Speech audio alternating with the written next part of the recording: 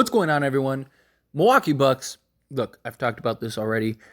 They are a disaster. I don't believe in this team. I just don't think that they're a very good basketball team this year. And it's not so much that they losing games, right? It happens. You have good games, you have bad games. It's part of the process, part of an 82 game season, right? They still have 35 wins, right? They're not a bad team. I just don't buy them as a contender. I just don't see them as a team that you can count on to win anything this year. Now, regular season and postseason are two very different things. Still have Giannis, still have Damian Lillard, two big-time playoff performers. So there is always the possibility that once they get to the postseason, they'll be good. But they just have a lot of issues that I think are just going to get heavily exposed. And it's also the manner in which they are losing and the inconsistencies that this team has, right? They have a lot of very notable wins, don't get me wrong, but they also have some of these just like terrible losses, right? Losses to the Memphis Grizzlies. Like, that's just inexcusable. You can't be losing games like that. Lose to the Utah Jazz. Lose a loss to the Miami Heat, right? And look, Miami on most nights is a solid team, but they missed in half of their players. Literally. And you're taking L's to them. You're taking L's to the Grizzlies, right? You took an L to the Blazers. Right? Like, these games are just not good games. They're not things that you want to see. Like, it's bad habits, bad consistencies. It's things that once you get to the postseason can really turn around and bite you in the behind, right? You go and you fire Adrian Griffin to bring in Doc Rivers, who, look, I have said heavily, I have no belief in Doc Rivers, but we'll talk about him in a second. But you go and you fire Adrian Griffin to bring in Doc Rivers because you believe that that's the problem. You know, he's lost the locker room. He's lost the team. Giannis is just not buying in and whatnot. He wants him gone. Giannis says he didn't, but you're not firing and get rid of the head coach without Giannis is okay. And yet you still have all the same problems, if not worse. You can make an argument they've been worse. They're 3-7 since Doc Rivers has taken over. They haven't been a good basketball team. And again, it shows you that it's not the coach, it's the team. Doc Rivers, though, I don't think he was the right move. And you locked into him long term now. You're really going to fire another coach? They're not going to fire him this season. But are you really going to get in the offseason if you lose in the first round or something? You're really going to end up going and firing him again? I don't think. I mean, Shaq was like, the Bucks will end up getting swept or whatever. I don't buy that. But I wouldn't be shocked if they lose. Right? Like, if they lose to some of these teams that they maybe shouldn't lose to. Because they're losing to teams now that they shouldn't lose to. So you can't, without a doubt, say, they're just gonna run through this team or they're gonna run through that team. I mean, look at the Eastern Conference. Which team do you feel comfortable the Milwaukee Bucks beating? The Celtics? No. The Cavs? No. Right? Like, could Cleveland beat the Milwaukee Bucks? I think so. The Knicks, I actually think the Knicks, fully healthy, are probably the second best team in the Eastern Conference. So I don't think that they beat the Knicks. The Sixers, depends on what Joel Embiid you get.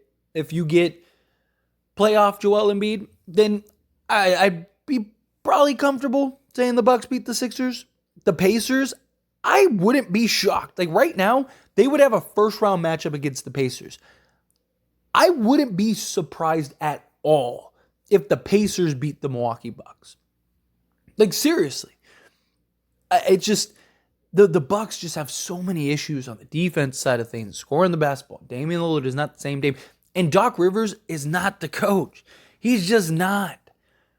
This guy is going to go down as arguably the most underachieving coach in NBA history. And this guy just keeps getting elite jobs. This guy has coached more talent than probably anybody in league history. And just, what does he have?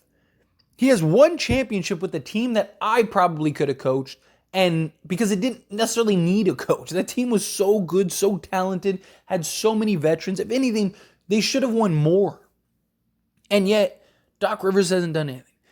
He was the head coach of the Clippers for years.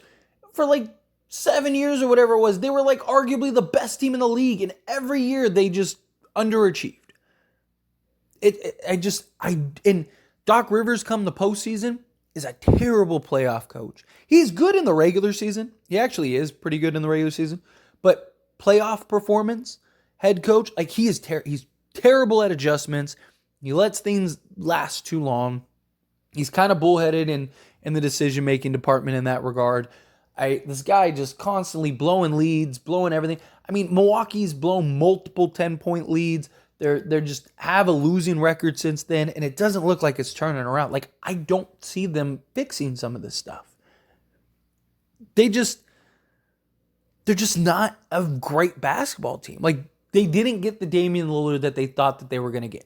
Part of that is probably just the fit. I mean, when you go from being the guy and having time to be able to do whatever you want to like now you're at best second fiddle and you're trying to adjust, you're trying to fit in, you're trying to play like I just don't think the pieces fit the way that they need them to. Right? Like Miami, I think Dame would have been perfect in Miami. Because I believe Dame would have been allowed to do exactly what he did in Portland. Not allowed to do that here in Milwaukee. Because it's just the type of team and the talent around him. And then you don't have that on-ball defensive guard to pair with a guy like Damian Lillard. Where if he went to Miami, the beauty with Miami is their stars are unselfish and willing to do the dirty work. Right? Like Jimmy Butler and Bam Adebayo, they're two guys that they're fine just being defensive stoppers and diving for loose balls and just kind of doing the hard, heavy lifting. So I think Dame would have went there and he would have immediately been the go-to scorer. He would have gotten to take 20 shots a game. And I think he would have fit in perfectly. And you could have had him along with Bam Adebayo and Jimmy Butler. And you could have had you could have went with Caleb Martin and a Josh Richardson and just surrounded him with defenders to let him do what he does best. Make up for the lack of flaws and holes in his game and been off to the races. But it just, the Milwaukee Bucks, right? It's like, was Damian Lillard the piece that you need? Like, even when the trade went down, like that was a real question. Like Dame and Giannis, the idea sounds terrifying. But does Dame really put them in that elite tier losing Drew Holiday? Right? Like if they could have gotten rid of Chris Middleton, I think that they'd be terrifying. Because Drew Holiday is a guy that can do the dirty work. Drew Holiday is a guy that can do all the ins and outs and be that point of attack guy. And on any night, be the third option. He makes up so much for what Damian Lillard lacks. And I think it would have been a great pairing. I actually think Milwaukee would be much better right now. But the problem is like your backcourt is Damian Lillard and Malik Beasley, who he's been excellent. Don't get me wrong, he's like leading the league in three-point percentage or whatever. But you have no defense. Brook Lopez can hold his own, but like when you have those guards that can defend and funnel the offensive player to him, right? But him on an island constantly, he's going to get torched. And, Giannis, he's been spectacular this season for the most part, but still, he doesn't seem happy. He seems at times like completely checked out. Damian Lillard isn't that, like the Milwaukee Bucks they're a mess right now, to put it lightly. And the problem is they're stuck this season, and they're probably stuck for a while.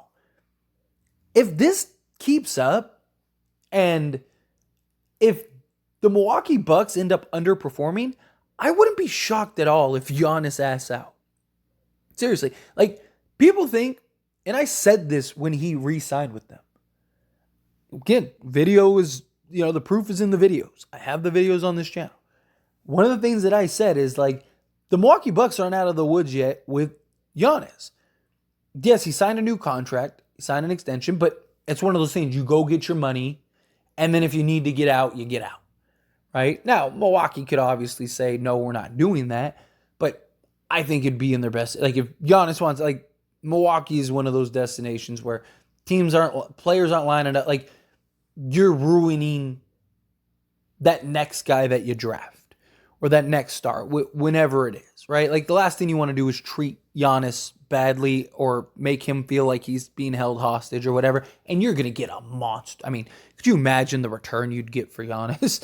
Be insane. And you'd probably still get a pretty decent return for Dame. But, again, I wouldn't be shocked if things go terrible this year and Giannis just goes, dude, like, we have no way to really improve this roster, this team. We lost in the first round or the second round again. Like, Damian Lillard is only getting older, and he's not the player that, we thought he would be and whatnot. Like, we are cycling through coaches at this point. Like, I don't see what the answer is for Milwaukee. And I don't see them magically turning it around. I don't. Like, it's getting to the point where I would be surprised if they won the championship, right? Like, would it be like a complete shock? No. You still have Damian Lillard and Giannis, right? Those two guys, you get them into the postseason, you're trusting that they can figure it out, right? You're trusting that those two can be the big-time playoff performers that they are. But to me, like, if I had to bet on one, I would bet on them not making the finals even. I think it's more likely that they're a second-round exit than they are winning the NBA Finals, at least right now the way that they're playing. Now, maybe if they turn it around and figure it out, right, you never know, right? You get some real momentum going into the postseason, a lot can happen. You've seen teams do it, right? Momentum is a real thing. And if they start clicking and figure things out, if Damian Lillard kind of gets back to being the Dame that you know and love, things could change. But I just think Milwaukee is a sinking ship, and they are sinking fast. And I don't see a big turnaround personally. But anyway, as always, this is a discussion, so I pass the question on you. Let me know your thoughts and opinions down in the comments below. What do you think? What do you think of the Bucks? Do you think, like, hey, it's just one of those stretches, right? Go to the All-Star break, the bounce back, they'll be good, and then they'll have that turnaround, and they're a real threat. Or do you think, no, like, this is a team that is a real disaster? They just aren't very good. I know that they have a good record. And, in many ways you are your record. But they just, I just don't look at them and go, man, that's a team that, like, that is a very good basketball team that can win a championship, right? Like, I just look at them as like a middle of the pack team. I look at them as like, they're like a top 10 team, but probably closer to the 10 than the 1. Right? Like, honestly. Because again, like, what teams do you feel comfortable putting them over? Here, let's go through it real quick. Let's do this in real time. Right? I think the Celtics, the Knicks, or at least both those teams are better than them. So that's 2 teams. I think the Nuggets, the Clippers are better than them. That's two teams. So maybe Milwaukee's top 5 team, right? Because I'm not super sold on the Thunder. I'm not super sold on the Timberwolves. The Suns wouldn't surprise me if they beat them, right? Because they still have Kevin Durant, Bradley Beal, Devin Booker. But I'm not like super sold on the Suns either. I don't think that they're better than the Nuggets. I don't think they're better than the Clippers. I don't think they're better than the Knicks. And I don't think they're better than the Celtics. Those are the teams that I think, without a doubt, are better than Milwaukee. Right? Now, you can make an argument based on just the other teams.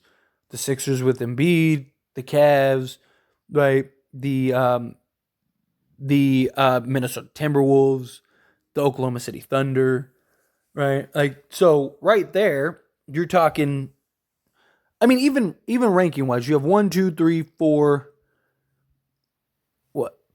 5, 6 teams with a better record than the Bucks.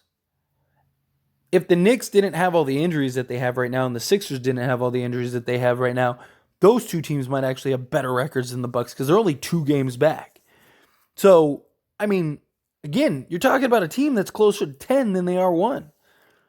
So, I don't know. But again, let me know down in the comments. That being said, if you haven't liked this video, hit that like button. Helps me out a lot. Lets me enjoy these types of videos, and I truly appreciate it. Now subscribe to the channel, hit that subscribe button, turn on the bell notifications. Appreciate y'all. See you in the next one. Thank you.